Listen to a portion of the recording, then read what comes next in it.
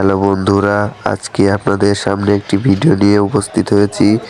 সেটি হলো ট্রেনের ভিডিও, যা দেখতে অনেক সুন্দর আর চড়তেও অনেক ভালো লাগে।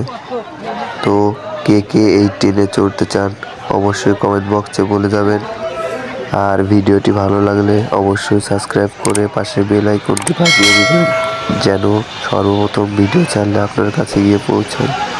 চলেন তাহলে ভিডিওটা শুরু করা যাক।